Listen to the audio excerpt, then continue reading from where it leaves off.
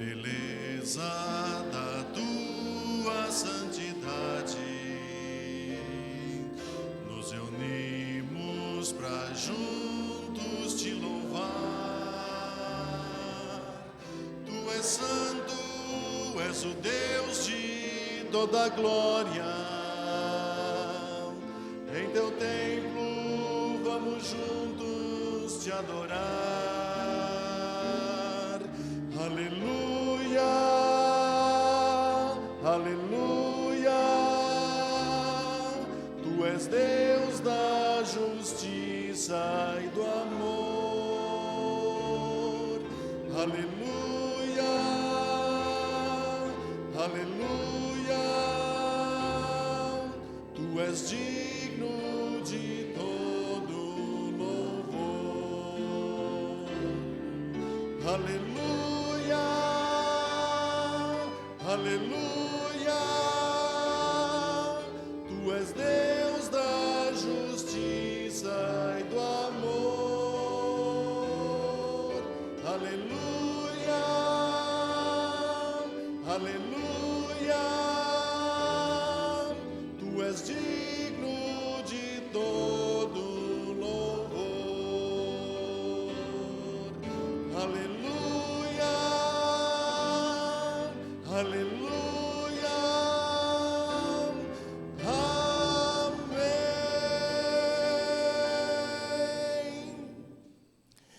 Senhor, estamos na tua casa de oração e rogamos a presença e a permanência de teu Espírito entre nós. Aceite-nos, ó Pai, em Jesus. Amém.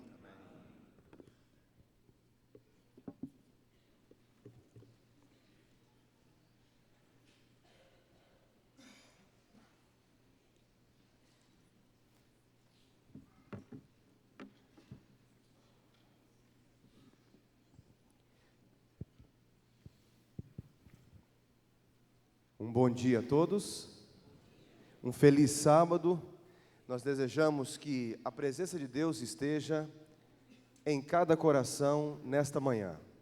Agradecemos a presença de todos os nossos amigos, os nossos visitantes, as pessoas que estão vindo aqui pela primeira vez, aqueles que não pertencem à igreja, mas são nossos amigos e estão aqui nesta manhã.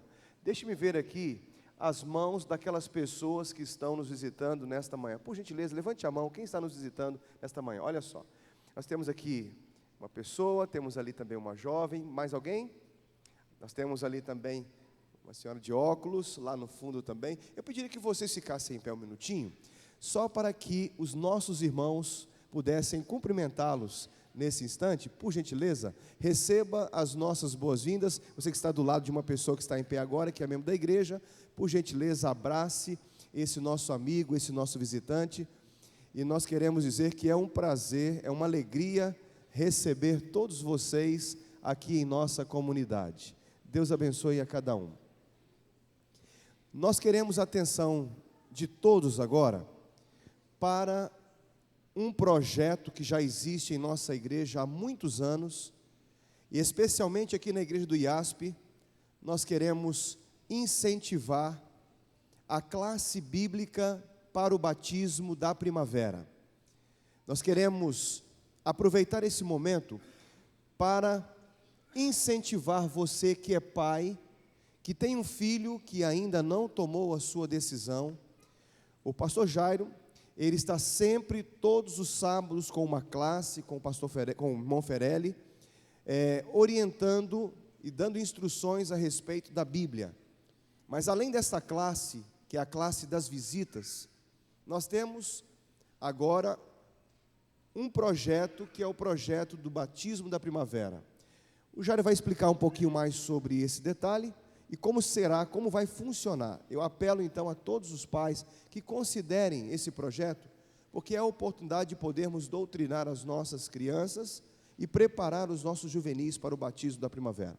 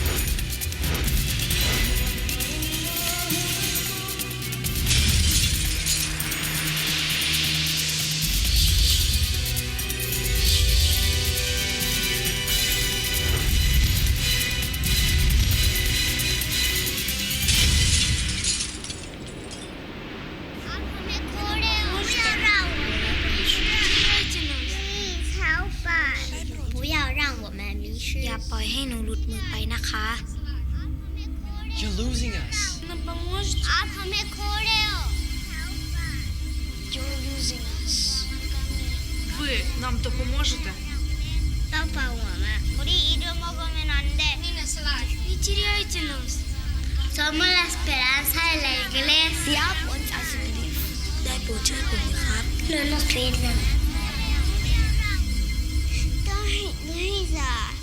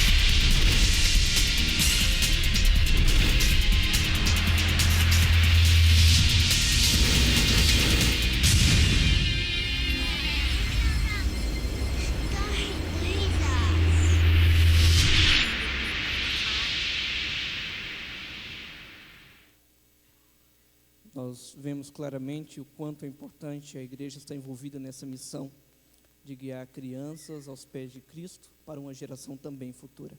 Eu queria chamar o David aqui. O David fazem, digamos, com este ano, 4 anos que ele participa da classe bíblica, que a gente faz todos os anos. Ele tem um recado para falar para os pais, mas um pouco antes eu queria passar só algumas orientações. A nossa classe bíblica ela vai funcionar a partir do próximo sábado, para os juvenis de 8 a 10 anos. Todos os anos, quando todas as crianças se reúnem no segundo culto para a adoração infantil, terminando, todos se dirigem para a classe dos primários. Lá começamos a classe bíblica, doutrinando eles para o batismo da primavera. Ele vai dar um recado aqui. Só reforçando o que o pastor e o Gerinho disseram, eu participei da classe bíblica, é muito legal, é muito bom. Você aprende mais sobre Deus. Eu não sabia coisas que agora eu entendo por causa do Gerinho, por causa da classe bíblica. Eu me batizei na classe bíblica no primeiro ano que começou e é muito bom. E eu participo desse até agora, porque é tão bom, te cativa. E Deus fala com você. Quanto mais você tem comunhão com Ele, Deus vai falando. Deus vai te orientando. Então, pais, não importa a idade. Se seu filho já entende o que é as coisas sagradas, põe ele na classe bíblica. Ele vai entender mais e vai acabar entendendo muito mais. Pais, aceitem esse apelo. Que Deus nos abençoe.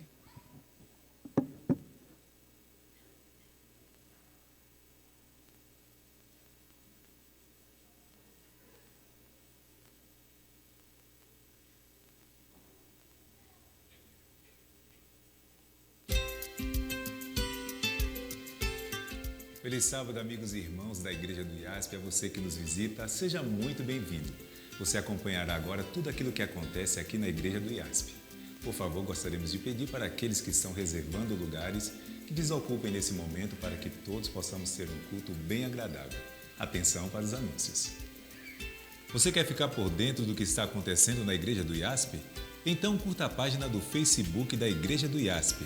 Postagens diárias com as principais informações da igreja, foto do final de semana, vídeos, comentários da lição pelo professor Wellington Romagnoli, meditações de pôr do sol com testemunhos dos membros da nossa igreja e muito mais.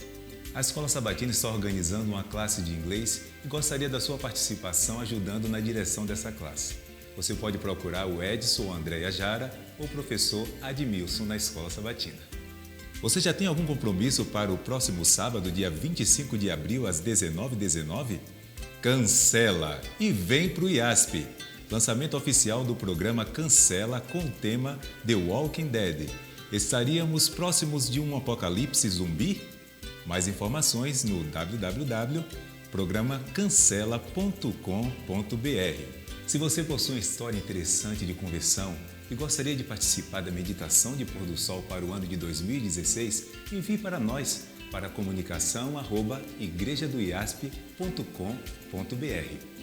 Iniciou-se a classe da Escola Sabatina para visitantes adventistas e não adventistas. Fica na sala 31 do prédio escolar. Aproveite essa forma especial de evangelismo e convide seus amigos. Está acontecendo na sala 45 do prédio escolar uma classe especial chamada de Discipulado. Você que é recém-batizado, venha participar conosco. É uma classe preparada para você. A equipe do Ministério da Recepção está convidando você para participar de uma atividade na igreja, auxiliando na recepção dos segundos cultos aos sábados pela manhã.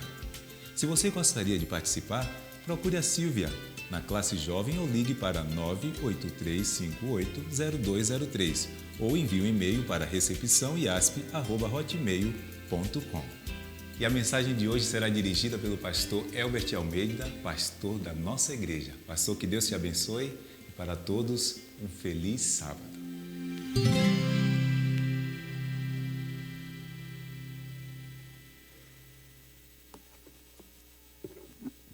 Feliz sábado, igreja. O texto bíblico de hoje encontra-se no Salmo 135, versículos de 1 a 3. Louvem ao nome do Senhor todos os seus servos. Sim, vocês que servem na casa do Senhor e o povo que se reúne no pátio da casa do nosso Deus. Louvai ao Senhor, porque o Senhor é bom. Cantai louvores ao seu nome, porque é agradável ao Senhor. Amém.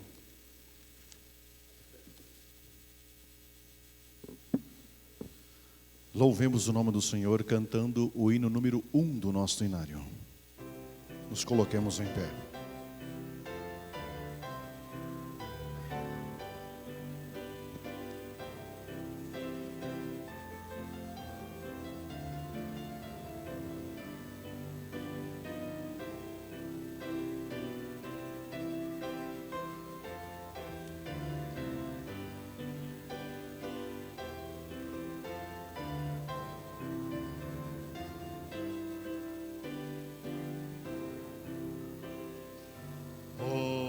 Deus de amor, vimos nós te adorar. Vós, ó nações, rendei louvor. És tu, Senhor, poderoso vencedor. És Criador e Rei sem par. Por teu poder nos criaste, Senhor, deste-nos vida e perfeição. E ao desviar-nos de teu plano de amor, veio em Jesus a salvação.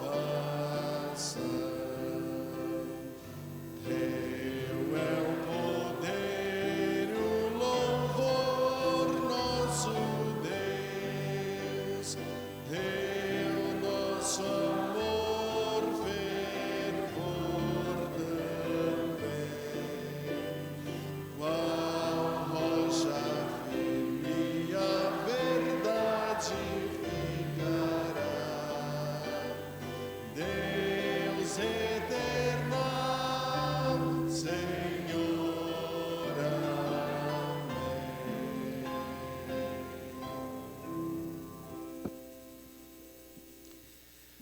Bom dia aos amigos, irmãos.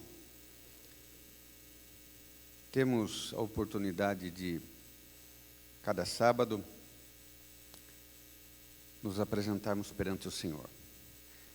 É uma oportunidade também de trazermos a Ele a nossa gratidão.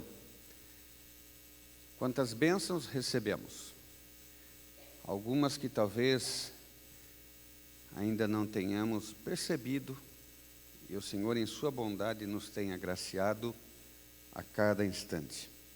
Temos também a oportunidade de trazer a Ele algum pedido especial.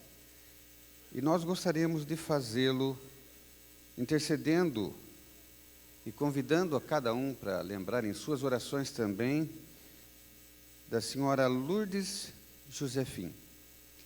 Ela trabalha como diaconisa e tesoureira na igreja de Elias Fausto. Vai passar por um procedimento cirúrgico no fim do mês. A família e ela também confia que possamos interceder em favor de que Deus encaminhe o atendimento adequado, o procedimento adequado, e da nossa parte gostaríamos de tê-la muito em breve restaurada e servindo ao Senhor. Você que tem o seu pedido, o seu agradecimento, o seu motivo, neste momento eleve sua mente ao Senhor.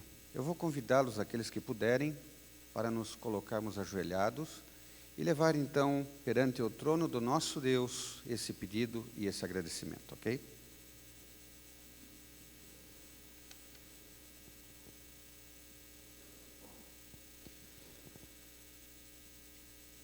Senhor, nosso bom Deus, muito obrigado, Senhor, pela feliz oportunidade de estarmos aqui reunidos em tão boas circunstâncias e livremente poder adorar o Teu nome, louvar-Te, abrir a Tua palavra e prestarmos-nos a ouvir a voz do Teu Santo Espírito. Senhor, o que podemos oferecer ao Senhor que não seja Teu? Temos um coração que precisa da regeneração, precisa do afago espiritual. Temos necessidades que muitas vezes vão além da nossa possibilidade de entender qual é a solução. Mas acreditamos, ó Deus, pela Tua palavra, que as nossas limitações, elas não são mais do que meras oportunidades para o Senhor mostrar a Tua direção e como o Senhor se interessa por nossa vida. Por isso, nesse instante, solicitamos que ouça com a Tua misericórdia a cada pedido.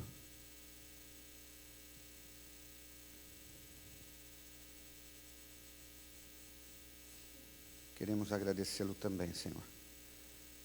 E queremos que o Senhor aceite a nossa gratidão pelas bênçãos que podemos nos lembrar de tê-las recebido nesta semana e em todo instante, e pedir que esteja conosco no restante e na continuidade desse programa, para que a Tua voz possa falar ao nosso coração e possamos sair daqui saciados pelo poder do Teu Santo Espírito. Esse é o nosso pedido, é o nosso agradecimento, em nome de Jesus. Amém.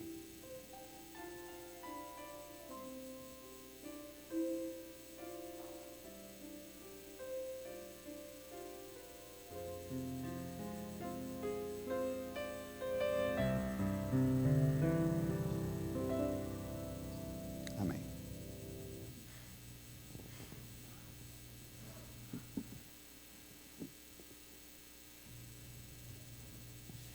Nós terminamos de nos levantar porque estávamos na presença de Deus, e um culto de adoração, ele é constituído de vários atos de adoração.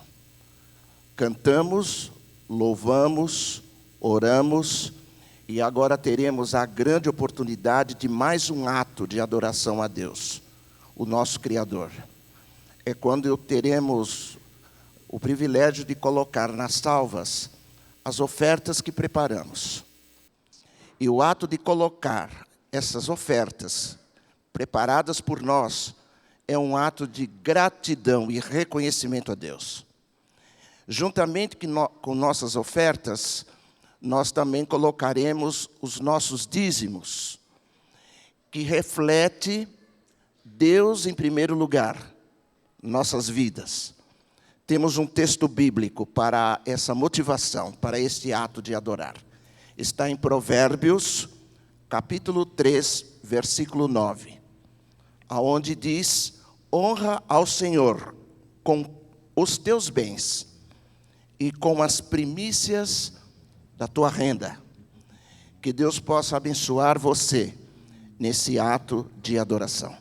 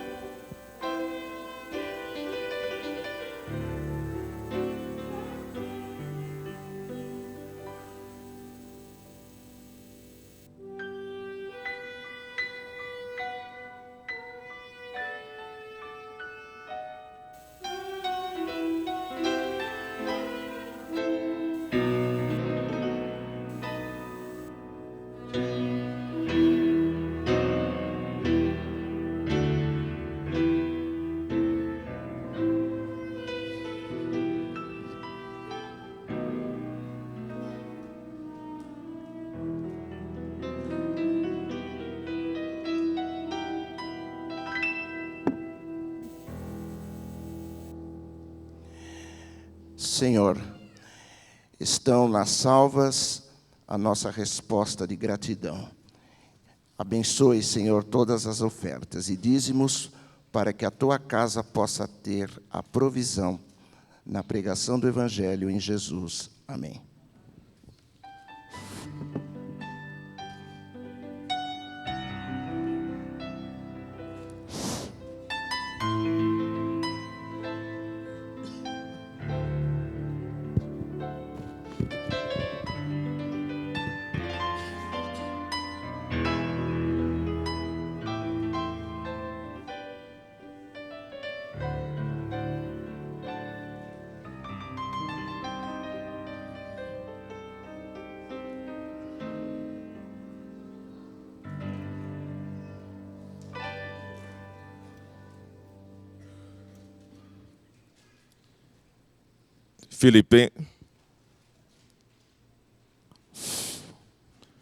Filipenses 2, versículos 5 e 8.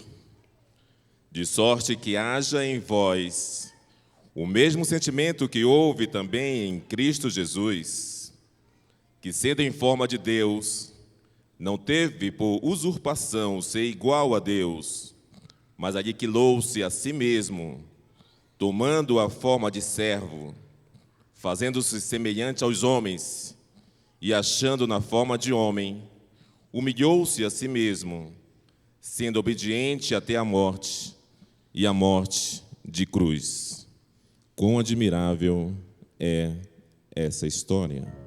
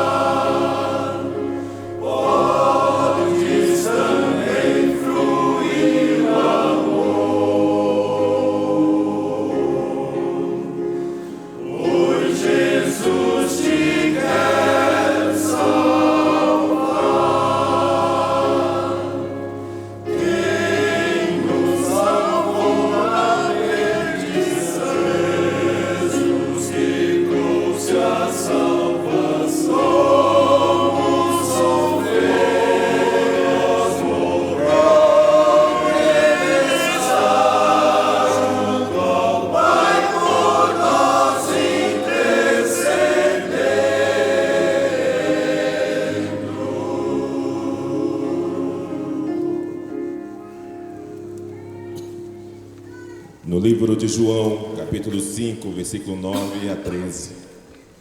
Logo aquele homem ficou são, e tomando a sua cama, partiu, e aquele dia era sábado. Então os judeus disseram àquele que tinha sido curado: é sábado, não te é lícito levar a cama? E ele respondeu-lhes: aquele que me curou, ele próprio disse: toma a tua cama e anda.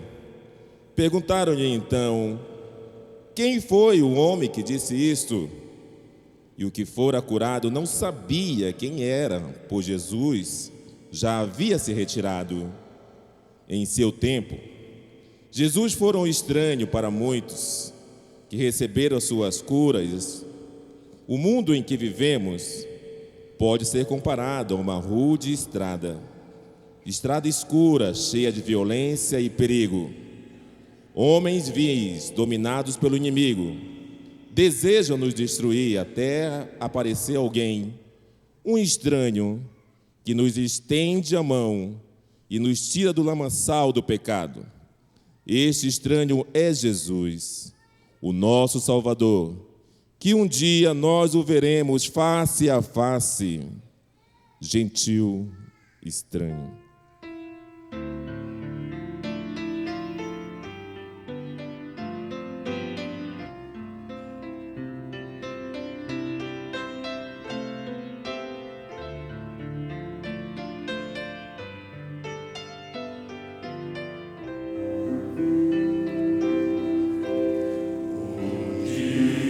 Andando só, estrada cruz e vil, sem ter ninguém pra aliviar a minha dor. Meigo estranho então, suave e muito gentil, me estendeu sua mão, a mão de um Salvador.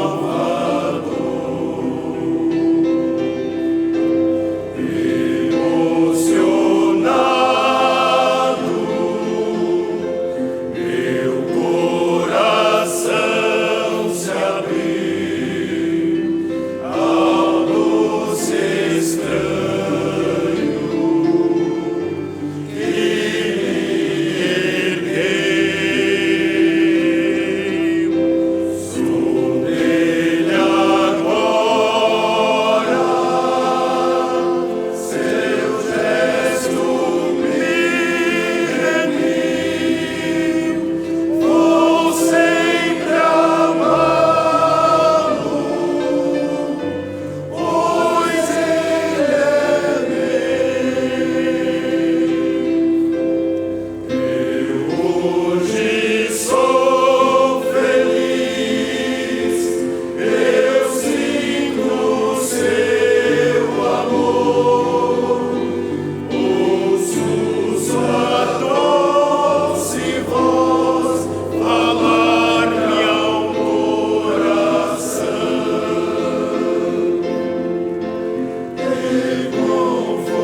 Reconfortou meu ser, sumiu a minha dor.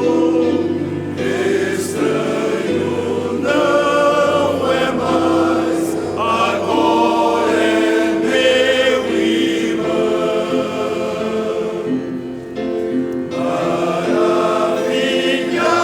Maravilhado e transformado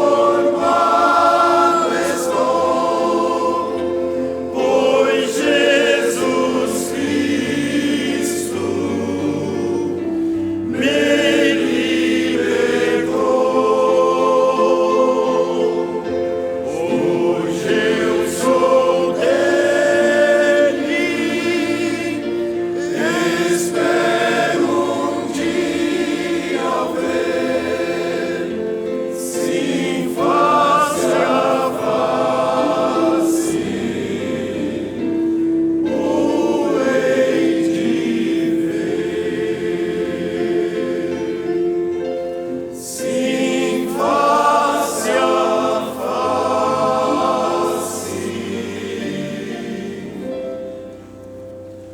o hei de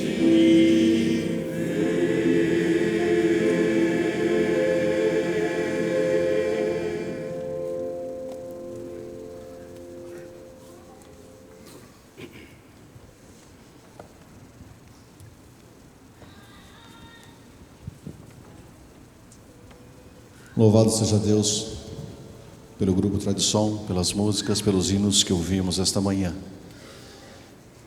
E é um momento muito propício para que nós também, como filhos criados por um Deus que está vivo e permanece para sempre, momento de nós participarmos louvando. Eu não sei quantos de vocês têm a esperança da volta, de que nós veremos Jesus um dia. Mas talvez essa esperança na vida de alguns fique somente na expectativa.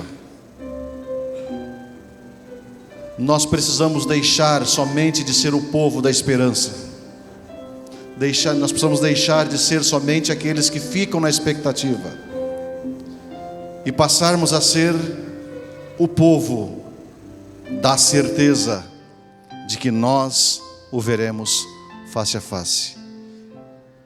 É nessa certeza que precisamos ter, e de agora em diante, atrelado, aliado à esperança que nós temos, proclamar esta volta do tão aguardado Senhor.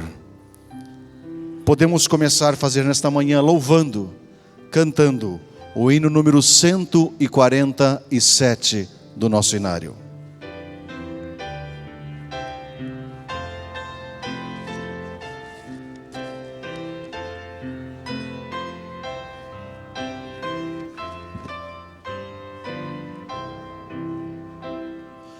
Nós o veremos retornando em glória, contemplaremos o Rei Salvador, com muitos anjos nós o louvaremos,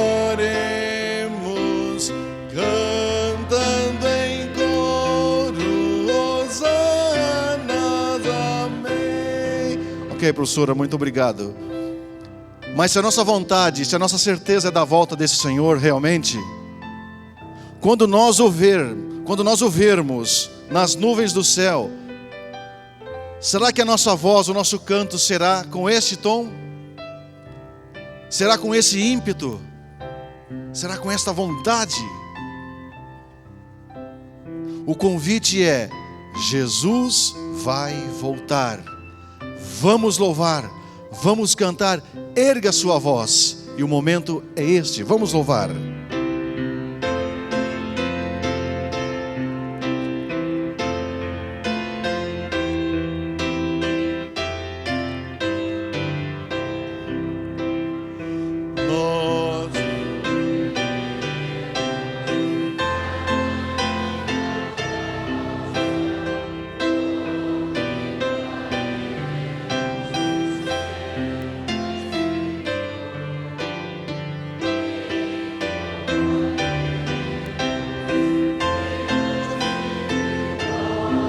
Amém.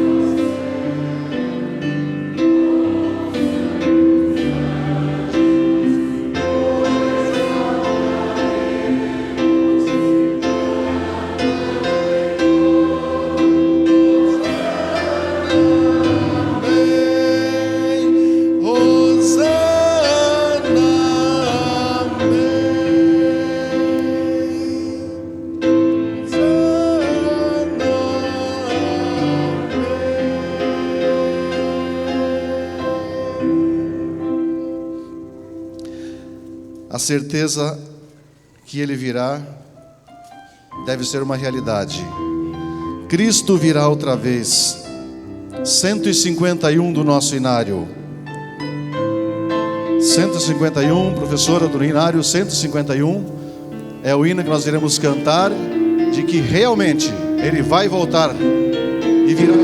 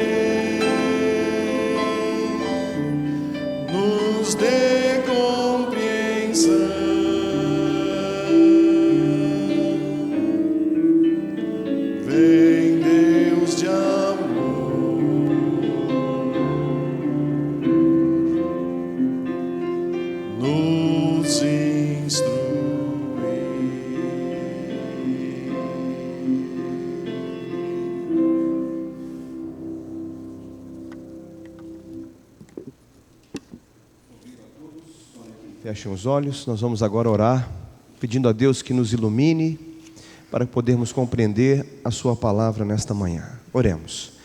Senhor Deus, muito obrigado, querido Pai, por estarmos aqui na tua presença nesta manhã de sábado.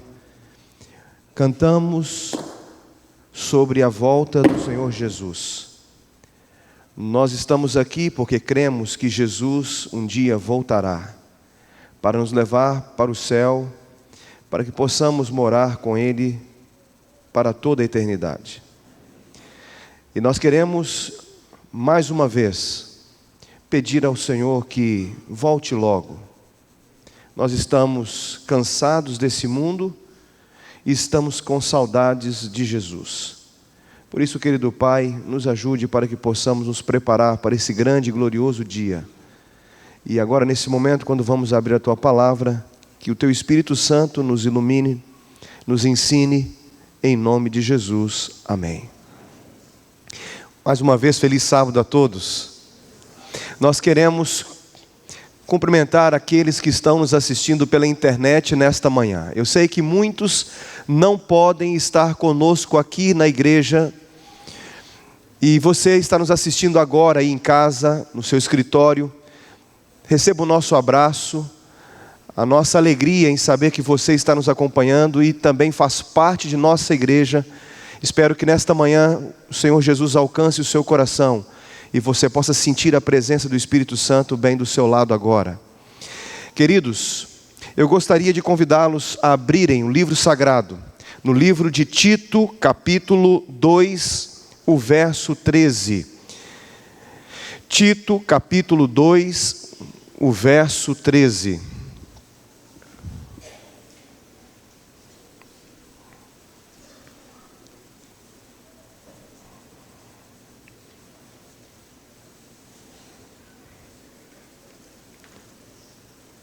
Você está com saudades de Jesus?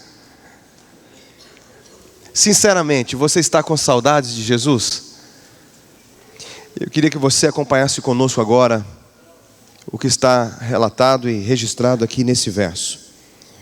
Capítulo 2, livro de Tito, que fica depois de Timóteo, verso 13, diz assim: aguardando a bendita esperança e a manifestação da glória do nosso grande Deus e Salvador, Cristo Jesus. Desde que eu nasci, eu tenho ouvido falar a respeito da volta de Jesus. Alguns poucos anos atrás, eu pastoreava a igreja de Montes Claros, no norte de Minas Gerais. E Montes Claros é uma cidade muito quente. A cidade fica numa região mais baixa. E aquela cidade, como tem poucas árvores, ela esquenta muito. E como é uma cidade com muito calor, quando você olha assim para o asfalto e o sol está muito quente, você tem aquela sensação de que o asfalto está se deformando. Eu praticamente trabalhava naquela região com camisas de manga curta. Quando eu pregava, não usava terno, só usava gravata, porque era muito quente. E eu me recordo que eu tinha acabado de sair do banho com o meu filho mais velho, o Igor. Estávamos com a toalha enrolada no corpo. Estávamos deitados no chão. As noites eram tão quentes que muitas vezes nós dormíamos no chão. O calor era tão intenso que até o lençol incomodava. E algumas vezes nós saímos da cama e nos deitamos literalmente no chão, naquele chão de piso frio, para aliviar o calor. Nesta ocasião, eu havia acabado de sair do banho com meu filho, nós estávamos deitados no chão, olhando para o teto. E eu contava para ele como será o céu. Falei um pouquinho sobre a volta de Jesus e comecei a falar sobre a cidade santa, a Nova Jerusalém. E enquanto eu contava a história, ele então me fez uma pergunta. Ele disse assim: papai, quando é que Jesus vai voltar?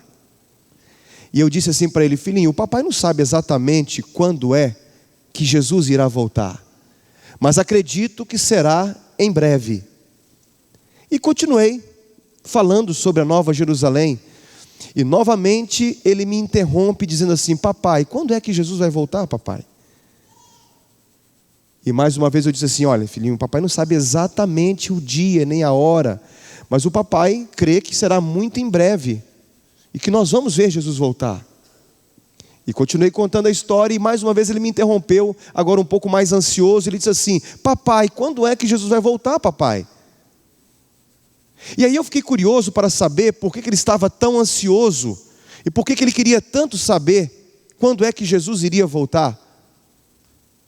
E eu então disse assim para ele: filhinho, mas por que você quer saber por que e quando Jesus vai voltar? E ele disse assim: sabe por quê, papai? Eu disse: por quê, filhinho? Ele disse assim: porque quando Jesus voltar, eu vou poder escorregar no pescoço da girafa, eu vou poder pegar na juba do leão. E aí quando ele começou a me falar sobre as suas expectativas em relação à volta de Jesus, eu comecei a pensar: quais são as minhas expectativas com relação à volta de Jesus? Quais são as minhas preocupações? Eu pergunto nesta manhã, querido amigo, meu querido jovem, querido aluno aqui do IASP, você que está me ouvindo agora pela internet, queridos, quais são as nossas expectativas com relação à volta de Cristo? Nós estamos, de fato, com saudades de Jesus? Você está com saudades de Jesus? A Bíblia fala que nós estamos aguardando um momento especial da volta de Jesus. Alguns anos atrás também, quando o meu filho mais novo era menor, depois de ter sido disciplinado pela mãe, ele perguntou assim: mamãe, Jesus vai voltar logo? Eu acho que a experiência não foi muito boa, né? E ele associou a volta de Jesus com a libertação de todos os problemas, de todas as dificuldades que ele enfrentava como uma criança. Os sinais já se mostram evidentes. Já temos ouvido com frequência o angustioso clamor de homens e mulheres anunciando o fim da história. Estadistas, militares, historiadores, ecologistas, pastores, educadores, sociólogos, todos eles se unem num discurso editorial apocalíptico anunciando o fim da história. A violência devasta a nossa sociedade, queridos. A ciência e a tecnologia levam uma geração a afirmar a sua confiança na soberania da razão. Um jovem drogado mata a sua avó a facadas depois de ter cheirado cocaína. Noticiário comum nas manchetes dos jornais. Podemos ouvir o doloroso gemido dos que sofrem o drama da fome, da injustiça social. A água está faltando em nosso planeta, ou deverá faltar muito em breve. Os problemas econômicos, os governantes cada vez mais corruptos, guerra contra o terrorismo. Anos atrás houve a queda do Muro de Berlim, aquela fria estrutura que separava famílias e amigos na Alemanha Ocidental e na Alemanha Oriental. Durante tanto tempo, finalmente caiu.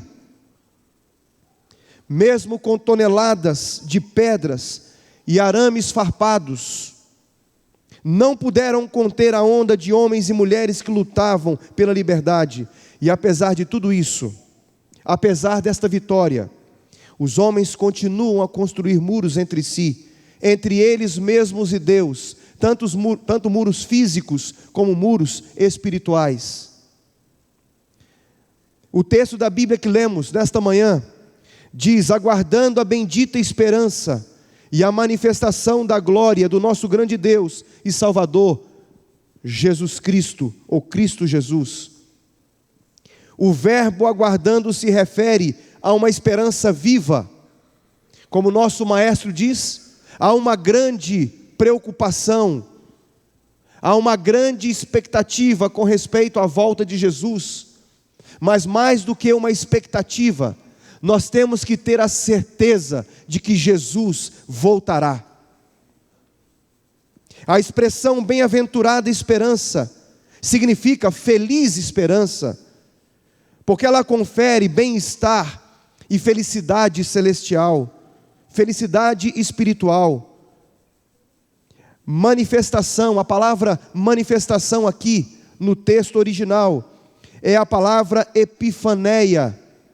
A palavra manifestação ou aparecimento é a palavra que indica eventos grandiosamente aguardados, antecipados.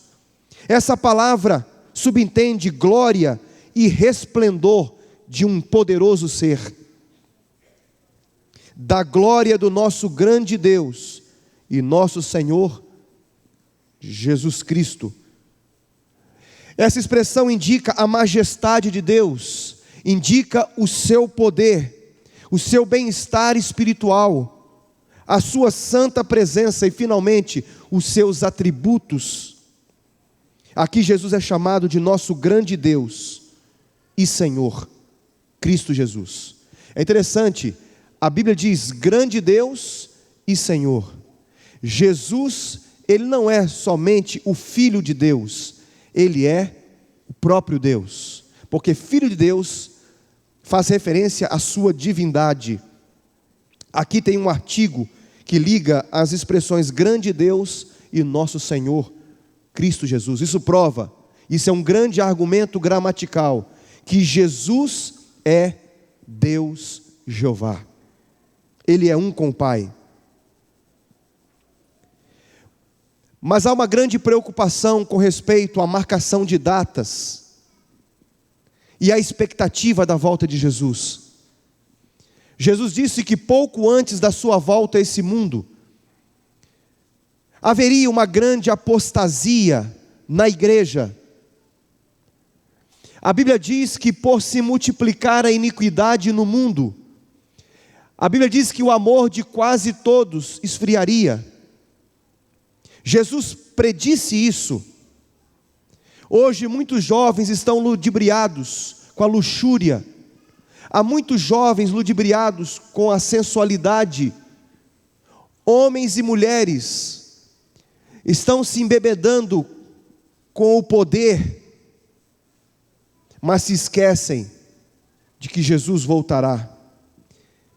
E o argumento e a fala é a mesma: comamos e bebamos, porque amanhã morreremos. Jesus então contou a parábola das 10 virgens. E na parábola das 10 virgens, não vou detalhá-la porque nós conhecemos bem, Jesus disse que todas dormiram, tanto as prudentes como as que são loucas, elas dormiram. Embora o fato delas dormirem não seja necessariamente ruim, o fato nos revela que nem as virgens prudentes estavam totalmente seguras do dia do casamento. O que fez a diferença então?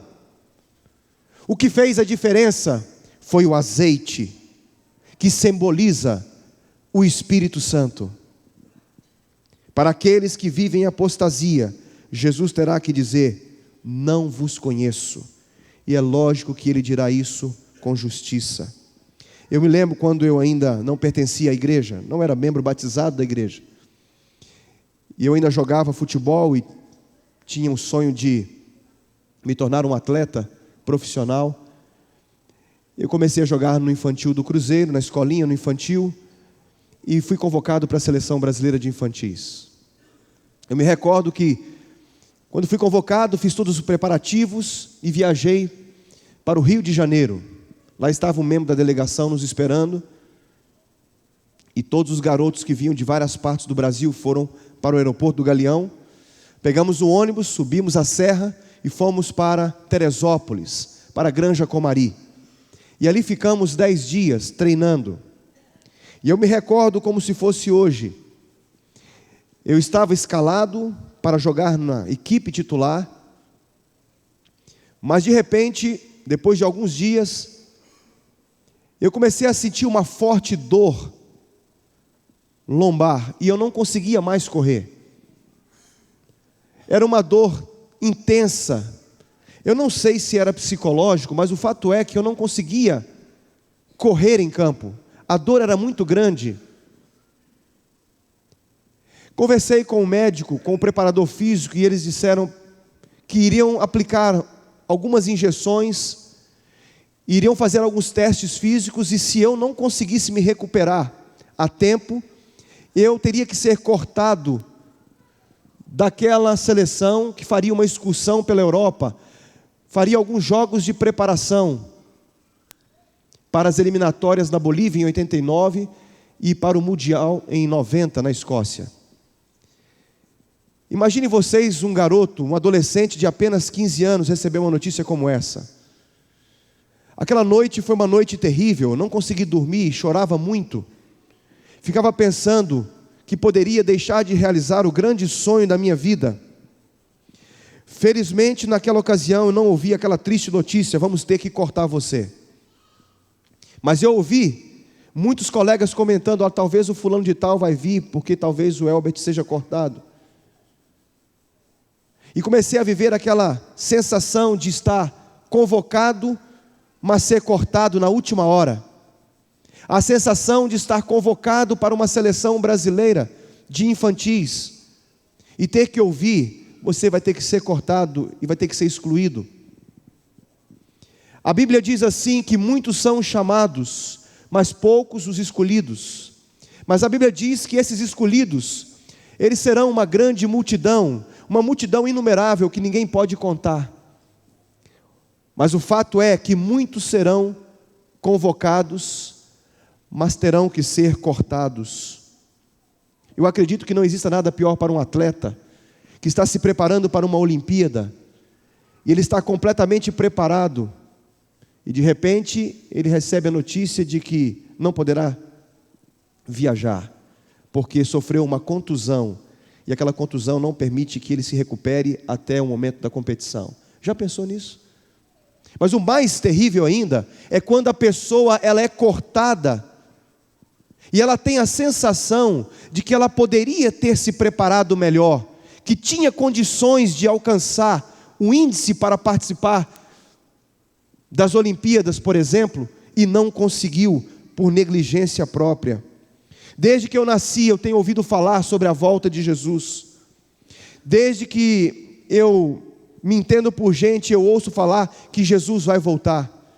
E eu me lembro que, como eu sempre fui um menino muito religioso, minha mãe sempre foi muito católica, eu me lembro que nós falávamos sobre a volta de Jesus, não tanto quanto falamos agora, mas eu me recordo que, bem novo, eu ouvia falar sobre o Apocalipse, e eu tinha muito medo de um assunto, de um tema que é do Apocalipse. Quando as pessoas falavam sobre as 7 últimas pragas do Apocalipse, eu ficava com muito medo. E eu perguntava para as pessoas um pouco mais esclarecidas: se eu for um menino bonzinho, se eu aceitar a Jesus, eu vou passar pelas pragas? Então as pessoas diziam assim: olha, se você for um menino bonzinho, se você for obediente aos pais, se você aceitar a Jesus, você não vai passar pelas pragas. E eu dizia assim: então aceita Jesus. Só que eu não conseguia ser um menino bonzinho, porque o tempo passava e eu não conseguia manter aquela mesma promessa, e muitas vezes cometia algum pecado, errava, e eu pensava: eu vou passar pelas pragas. Eu tinha muito medo da volta de Jesus. Mas com o passar do tempo eu conheci a mensagem da igreja, a verdade de que Jesus voltará para buscar os seus filhos aqui na terra. Eu compreendi que não precisava ter medo da volta de Jesus. E eu me lembro que o meu pastor, o pastor da minha igreja, onde eu frequentava, onde eu fui batizado, ele quase chegava a afirmar que Jesus voltaria no ano 2000. E quando eu era católico, eu ouvia muito uma expressão, uma frase que dizia assim: 1000 passará e 2000 não chegará. Vocês se lembram disso? Havia uma grande expectativa. Parece que os seres humanos precisam ter ciência de uma data, precisam saber o dia e a hora exata da volta de Jesus. O ser humano tem necessidade de ter alguma coisa mais palpável, mais segura. E eu me lembro como se fosse hoje, o pastor da minha igreja dizia: Jesus voltará. Ele era um grande pregador, um homem muito eloquente. E ele dizia assim: Jesus vai voltar. Pode ser que haja aí talvez até um erro no calendário. E pode ser que Jesus volte até antes do ano 2000, dizia ele. Pode ser que ele não chegue e não volte no ano 2000. Mas se não vier no ano 2000, certamente será pouco depois e Jesus voltará. E eu ficava pensando: Jesus vai voltar e eu preciso me preparar. E ele dizia assim: olha, nós estamos vivendo já 6.000 anos nesta terra. Desde que Adão veio, foi criado por Deus. A Bíblia fala assim que nós vamos passar 1000 anos de paz com Jesus no céu. Provavelmente esse 7º milênio será um milênio último, antes da volta de Jesus, melhor, depois da volta de Jesus. Ou seja, quando a terra completar 6.000 anos, então nós vamos para o céu, passar o 7º milênio no céu com Jesus. Eu pensava: Jesus vai voltar. Eu me recordo que houve alguns programas da igreja. Um deles foi chamado Nacional 89. O pastor Jael, se eu não me engano, compôs até uma música também nesta ocasião, que foi cantado na Nacional 89. Nós não somos tão velhos assim, né, pastor? Mas nós já aguardávamos a volta de Jesus naquela ocasião. Depois veio a Colheita 90. E havia alguns grupos musicais da igreja. E um deles eu me recordo muito bem, que era o grupo Integração do Espírito Santo. E eles cantavam uma música muito bonita, que tinha como título Não Tardará. E essa música dizia que Jesus breve voltaria à terra. E depois havia um momento em que um baixo fazia uma mensagem, ele falava alguma coisa, e aí o pessoal fazia um boquiúze, assim que fala. E então ele dizia assim: Jesus um dia prometeu voltar, prometeu o céu, a vida eterna aqui nos buscar. Mas para estar lá é preciso um preparo. Você e eu devemos nos preparar. E aí ele ia dizendo, e quando ele falava aquilo, eu imaginava: Jesus está voltando e eu tenho que me preparar para a volta de Jesus. Aquela esperança enchia o nosso coração de alegria e de feliz expectativa. Mas Jesus não voltou em 89, também não voltou em 90, e eu fui fazer o seminário. Em 91 comecei a fazer o seminário, e os meus professores diziam: Jesus voltará, e é possível que nós o veremos em nossa geração. Pode ser que a gente nem tenha tempo de concluir o nosso ministério. E eu então me formei e comecei a pregar a volta de Jesus. Durante os meus primeiros anos de ministério eu preguei tenazmente a volta de Jesus. E Jesus não voltou, queridos. Eu já estou completando 20 anos de ministério. E eu continuo pregando a volta de Jesus. Sabe por quê, meus queridos? Porque eu creio que Jesus vai voltar. Eu sei que aquele que prometeu é fiel e justo para cumprir todas as suas promessas. Eu creio porque aquele que prometeu disse que um dia viria a esta terra. E a profecia das 2.300 tardes e manhãs falam que Jesus viria num tempo determinado, e que ele nasceria nesse mundo. E Jesus cumpriu a sua promessa. E esse mesmo Jesus que prometeu vir pela primeira vez, ele disse: eu voltarei e vos receberei para mim mesmo, para que onde eu estiver, estejais vós também. Ah, meus queridos, essa esperança me move a cada segundo da minha vida. Essa esperança me move a passar por todos os problemas, por todas as dificuldades. Me move a aguardá-lo todos os dias da minha vida. O importante não é quando Jesus vai voltar, queridos. Seríamos os mais pobres e miseráveis seres humanos se a nossa esperança estiver somente baseada numa data. E aí eu vou começar a pensar de forma tão medíocre, pensando: eu vou então usufruir da vida, e aí quando as profecias começarem a acontecer e as pragas começarem a cair, quando o decreto dominical for estabelecido, aí sim eu vou me preparar para a volta de Jesus, porque está chegando a data. Ah, queridos, o importante não é o quando, mas é o fato. Se eu estiver vivo ou se eu estiver morto, se eu estiver trabalhando ou se eu estiver descansando na sepultura, que importa isso? Se eu morrer crendo na volta de Jesus, na manhã da ressurreição, eu vou abrir os meus olhos e eu vou ver o meu querido Senhor vindo em majestade e glória. E tem algo mais importante do que isso. E se eu vier a descansar, a Bíblia diz que a morte é como um sono, é como um abrir e fechar de olhos. O tempo vai se passar muito rápido. Grandes homens desceram à sepultura, homens que falavam sobre a volta de Jesus. Eu me lembro de Roberto Rabelo. Você se lembra? Como ele falava da volta de Jesus. Enoque de Oliveira, o grande pregador, tremendo pregador. Aqui estão alguns gigantes: Henrique Berger, Pastor Boger, mais recentemente descansou no Senhor, Pastor Geraldo Marski.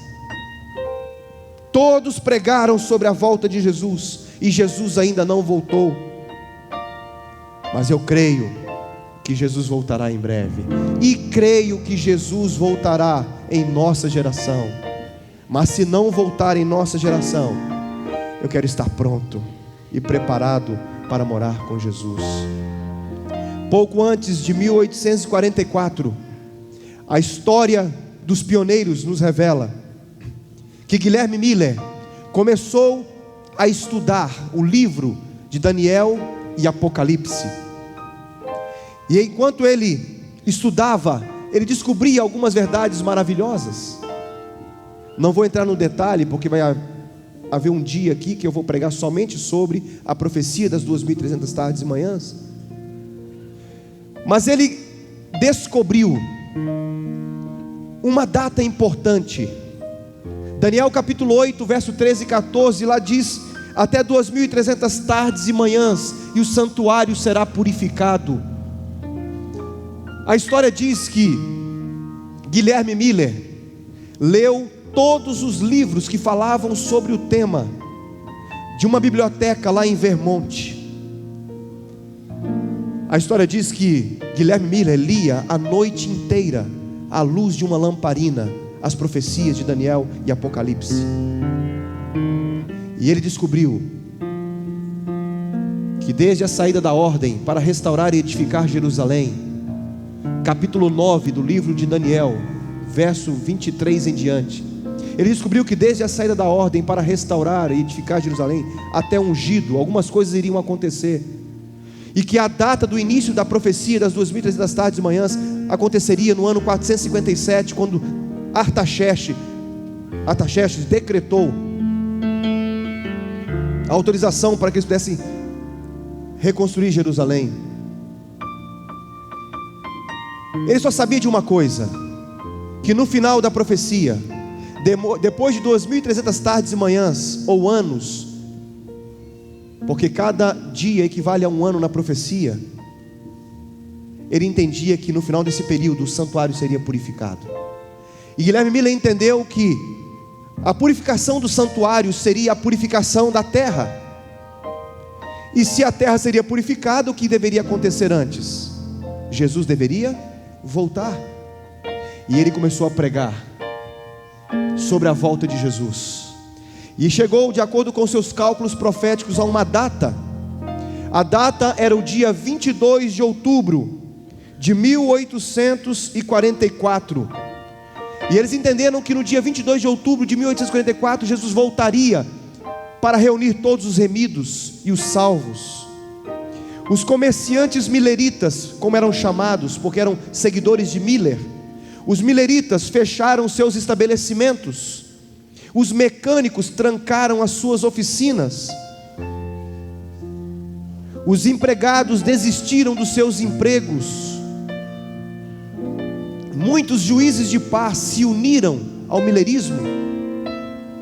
Professores, alguns fazendeiros abandonaram as suas fazendas, deixaram as maçãs apodrecerem nos pomares. Algumas plantações não foram tiradas da terra, porque Jesus voltaria no dia 22 de outubro de 1844, segundo a profecia. Nas cidades, muitos professores, juízes de paz, renunciaram seus postos. Metodistas, congregacionais, presbiterianos e outros ocuparam-se a descer as águas batismais, unindo-se ao milerismo, ao movimento milerita. E até então Ellen Armon, que depois se tornou Ellen White, ela escreveu: este foi o ano mais feliz da minha vida, o ano de 1844, diz ela. O meu coração estava cheio de feliz expectativa. O mundo estava em suspense. Vários pregadores ao redor do mundo começaram a pregar sobre a volta de Jesus. Ao raiar do dia 22 de outubro, os mileritas, como eram chamados, reuniram-se em grupos pequenos e grupos grandes, em seus tabernáculos, em igrejas, em tendas, nas campais, em reuniões particulares. O sol ergueu-se no horizonte como um noivo que sai de seus aposentos, mas o noivo não apareceu. O sol da justiça não apareceu. O sol permaneceu no meridiano naquele dia e se escondeu no ocidente. As horas da meia-noite, as horas da noite passaram vagarosamente e os relógios assinalaram 12 horas da meia-noite, e Jesus não viera, ele não voltara. Assim, a mensagem que era boa como mel se tornou amarga, segundo o Apocalipse. Ficaram decepcionados. Assim a mensagem se tornou uma grande frustração, um alvo de escárnio, de zombaria por parte daqueles que não criam. Os jornais publicaram a grande humilhação. Eles haviam doado somas de dinheiro para a publicação de materiais que falavam sobre a volta de Jesus, mas agora eles não podiam acreditar.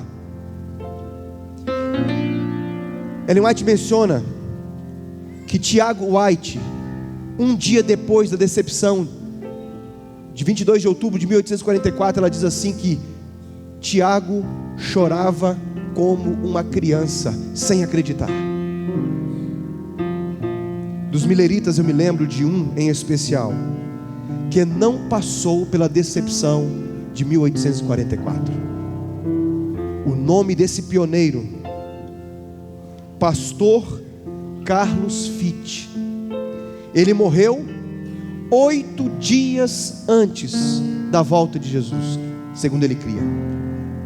8 dias antes do dia 22 de outubro. Fitt viu nos 2.300 anos da profecia a grande esperança de sua vida. Ele havia perdido 4 de seus 6 filhos, 4 com problemas de saúde. Naquele tempo era muito comum a cólera, tosse comprida, tuberculose. E ele perdeu 4 de seus filhos assim.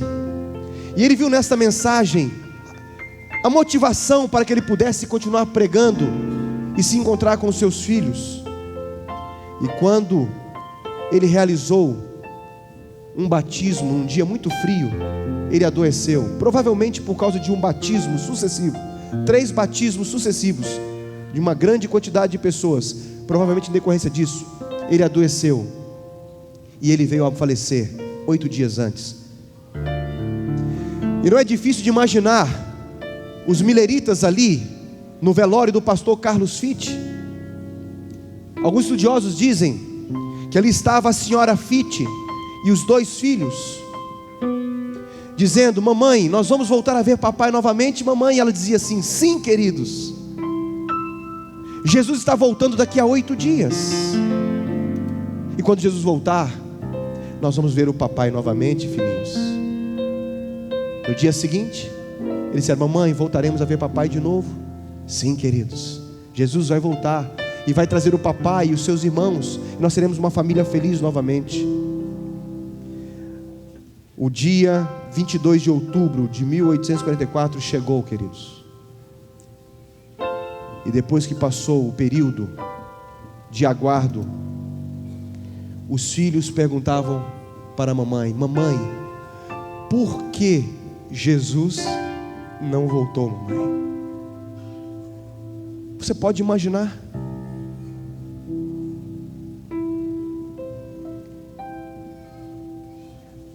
Jesus não voltou, queridos, mas Ele voltará. Não temos que nos preocupar com a data, nem com o dia, com a hora, mas que Ele vai voltar. João Hus foi queimado diante de bispos e sacerdotes. Trouxeram uma batina de padre negra e o vestiram.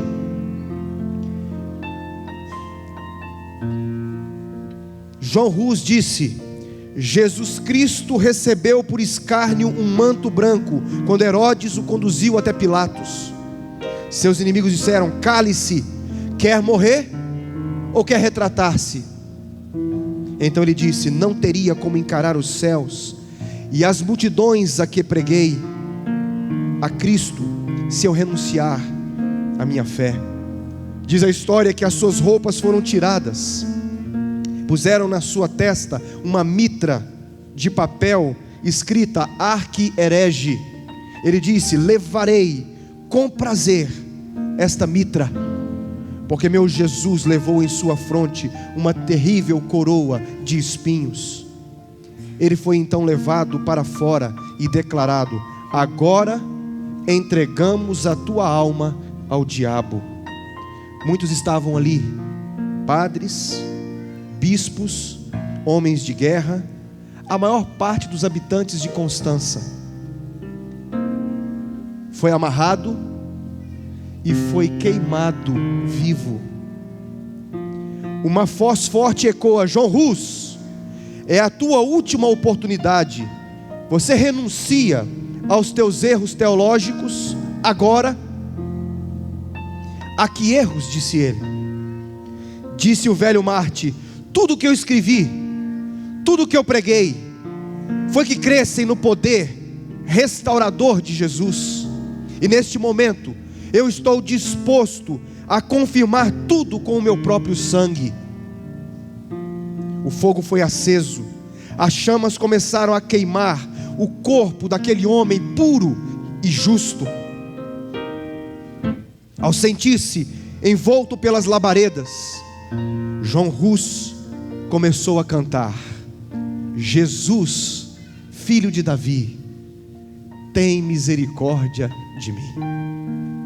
A sua voz tornou-se rouca e foi desaparecendo até silenciar-se. A sua voz silenciou-se, mas o seu testemunho se levanta como um grito aos nossos ouvidos e nos faz ter um só sentimento: ora vem, Senhor Jesus. Queridos, eu me recordo de uma história que eu vi uma certa ocasião de um missionário chamado Pastor Jim Harris. Pastor Jim Harris foi convidado a ser um missionário nas ilhas do Pacífico, e ele foi para uma ilha específica chamada Ilha de Merique. Quando chegou na Ilha de Merique, ali havia 29 irmãos adventistas nativos que o receberam com muito carinho. Ele disse que tudo era maravilhoso. Ele disse que quando chegou, os irmãos haviam preparado para ele uma cabana muito confortável. Ele disse assim que a água, a cor esmeralda, era extraordinária. As flores, ele disse que uma grande variedade de pássaros, todas as árvores bem verdinhas naquela ilha. Tudo era maravilhoso, disse ele. Só uma coisa não era boa. Ele disse assim que todos os dias, às 4h45 da manhã, ele era acordado por um barulho muito grande. Ele disse que exatamente naquele horário, todos os dias, pessoas passavam cantando e gritando, e ele acordava assustado. E disse que quando ainda estava tentando pegar no sono, ele percebia que depois de meia hora, aquelas pessoas passavam em completo silêncio, e aquilo o intrigava. Ele pensava: por que tanto barulho? E por que depois de meia hora, tanto silêncio? E ele decidiu um dia se levantar para acompanhar aquelas pessoas. E naquela noite, quando as pessoas passaram cantando e gritando, ele logo se preparou e acompanhou. E eram os 29 irmãos adventistas daquela ilha. E acompanhando aqueles irmãos, eles chegaram à beira da praia.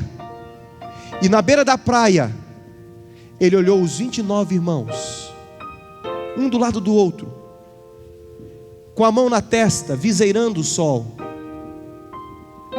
E pensando que aqueles irmãos estivessem fazendo uma espécie de um ritual ao sol, ele puxou um deles pelo braço e disse: irmão fulano, o que significa isso que vocês fazem? Ele olhou para o pastor e disse assim: ué pastor, o senhor não sabe? Não. Então ele disse para o pastor: pastor, os últimos 43 anos, todos os dias, a gente vem aqui, nós acordamos e saímos de casa cantando e nos alegrando. Chegamos aqui à beira da praia e nós olhamos para o leste para ver Jesus voltar. Por isso viemos cantando e gritando. Hoje, pastor, Jesus não voltou. Por isso, nós voltaremos tristes a trabalhar. Mas nós temos a esperança de que amanhã Ele voltará. Ah, meu querido amigo, você está com saudades de Jesus? Talvez esteja falando aqui para um jovem ou uma jovem que estuda aqui no internato, que está com saudades dos seus pais. Já talvez um mês, e você tem muita vontade de reencontrar o pai e a mãe.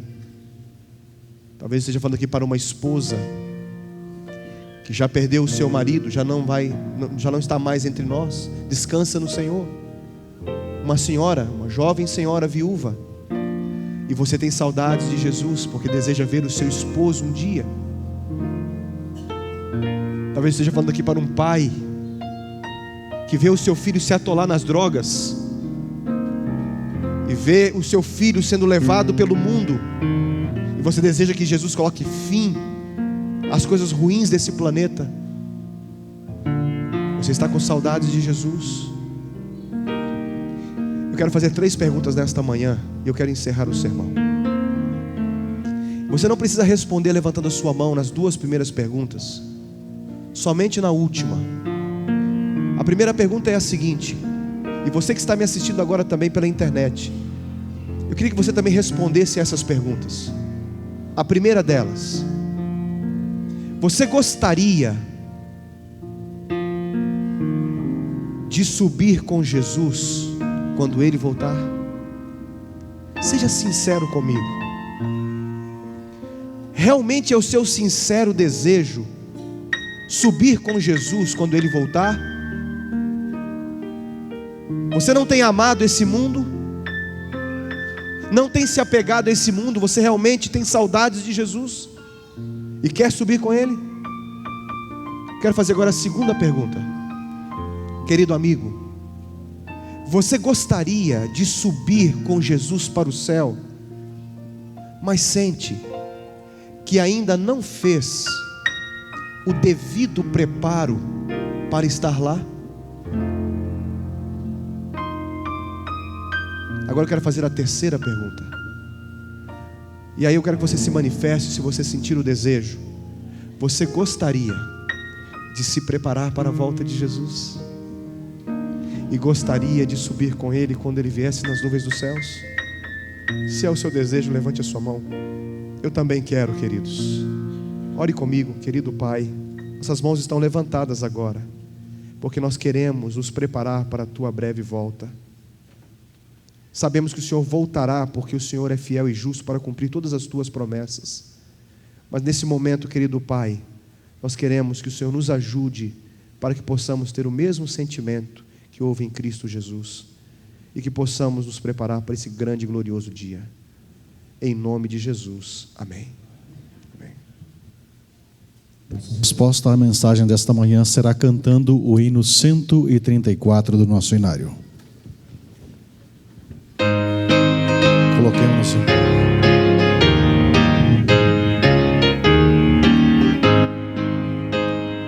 Servos de Deus, a trombeta tocai, breve Jesus voltará. A todo mundo a mensagem levai, breve Jesus voltará. Breve virá,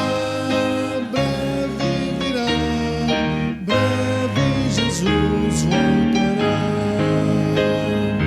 Ide às nações e depressa anunciai, breve Jesus voltará. Gatos alegres as novas cantai, breve Jesus voltará. Breve virá, breve Jesus voltará. Montes e vales o som entoai, breve Jesus voltará. Ondas do mar a canção entoai, breve Jesus voltará.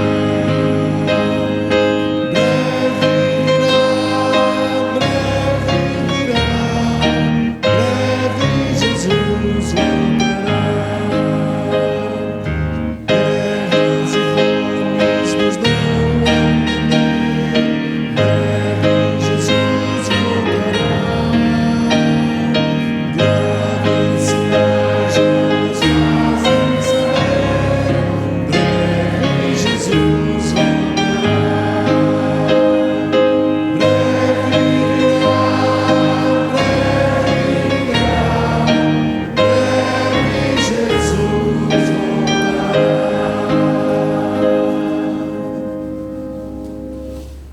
Oremos. Nosso querido e maravilhoso Pai, muito obrigado, Senhor, por esse momento especial na Tua presença. Estamos aqui felizes porque o Senhor prometeu que iria, mas que estaria conosco todos os dias até a consumação dos séculos. Mas estamos felizes porque o Senhor também fez a promessa de que voltaria e nos receberia para que pudéssemos estar com o Senhor. Enquanto o Senhor não vem, nos ajude a nos prepararmos para esse grande dia, que será um feliz dia para todos nós. Nós te pedimos tudo isso e agradecemos em nome de Jesus. Amém.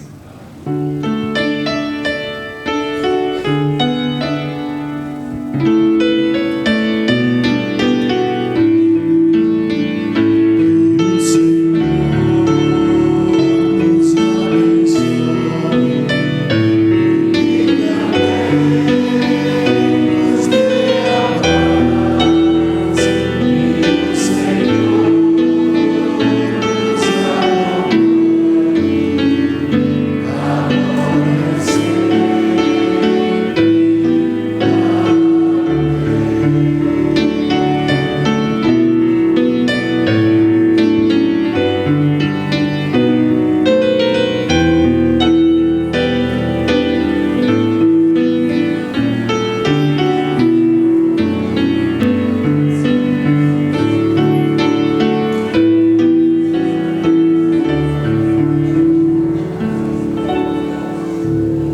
solicitado aos alunos que se dirijam ao auditório Arlete Afonso para a sua escola sabatina, neste momento. Todos os alunos deverão encaminhar-se para lá e os demais nas suas devidas salas do prédio escolar para a escola sabatina que se segue.